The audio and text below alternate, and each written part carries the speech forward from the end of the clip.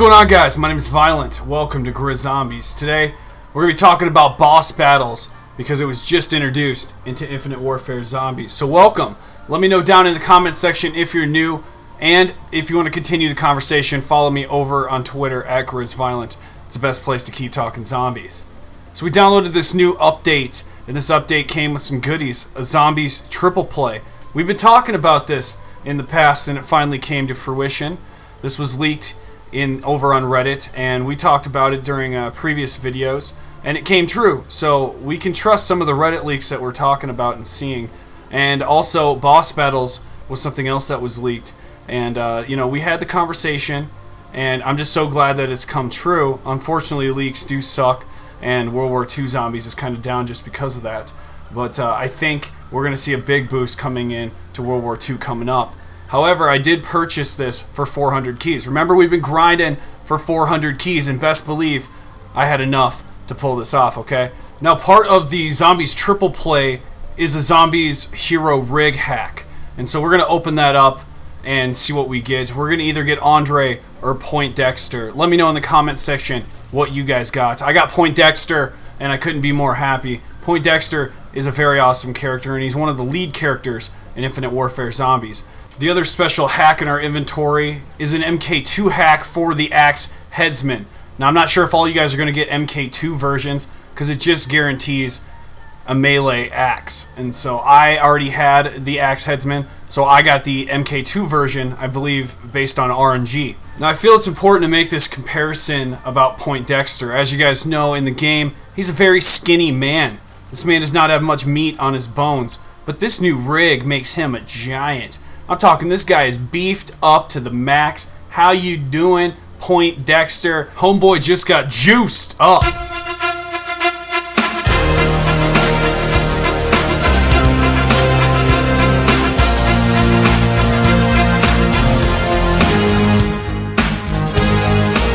Now, I'm just saying, whatever happened between DLC 4 and boss battles, Point Dexter's doing it right. Now, this character model is very good. Infinity Ward, awesome job on Point Dexter in MP. I didn't expect something like this to actually occur, but since it did, I can't wait to see what's upcoming. So there you have it. That is Point Dexter in the MP mode and what he looks like.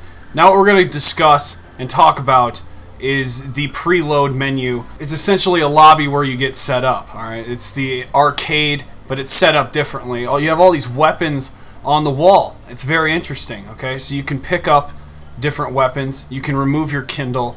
If you want two different pistols, you can do that, okay? This wall is adjusted for the map that you have selected. So we have Zombies in Spaceland.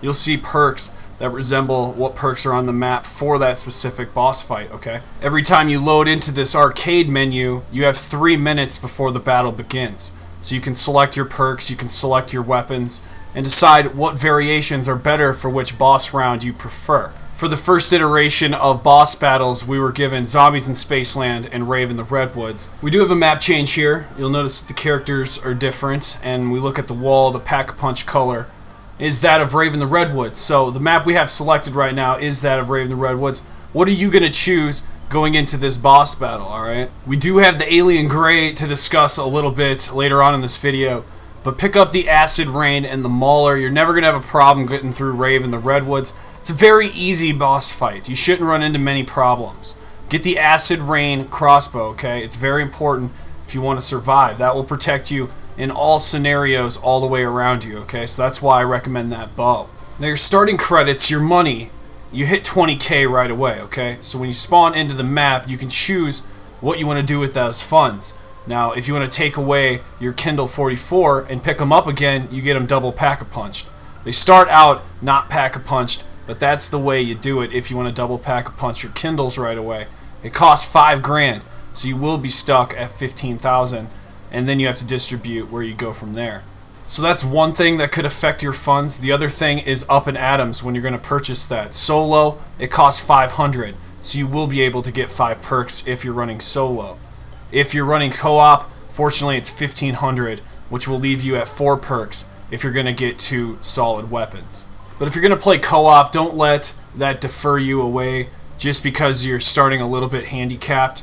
Trust me, there are definitely methods to actually beating these very fast. However, I have not perfected Zombies in Spaceland.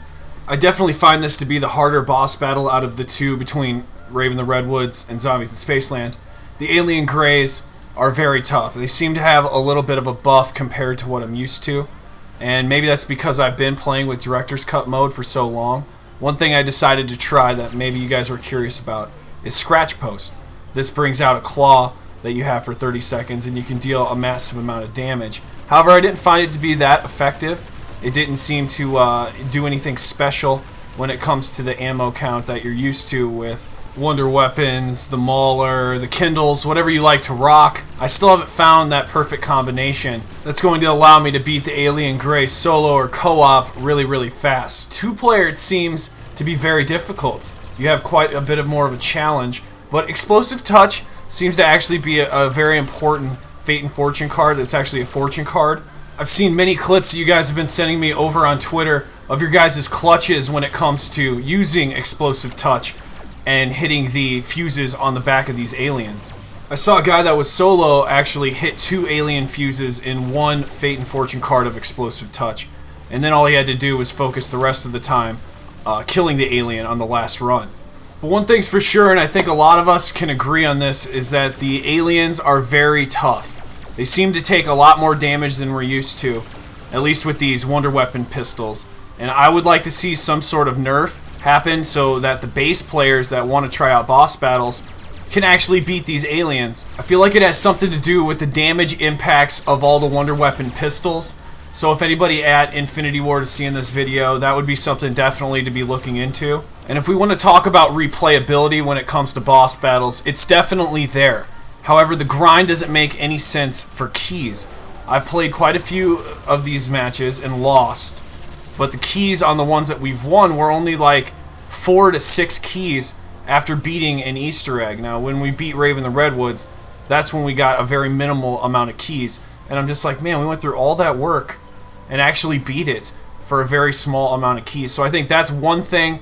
When we beat Rave in the Redwoods, it took 11 minutes and 52 seconds for us. That's me and Dino93. He'll be linked down in the description box below if you want to check out his channel. He actually beat Zombies in Spaceland very fast, so go check out his time and let me know your times down in the comment section. I know these maps aren't perfect, but we're getting there, you know. There are small things still out there that can be adjusted every now and then, and I hope they continue to look at that moving into the future. What's your key count? Are you still grinding for 400 keys? Because it's going to continue like this throughout the upcoming weeks, okay?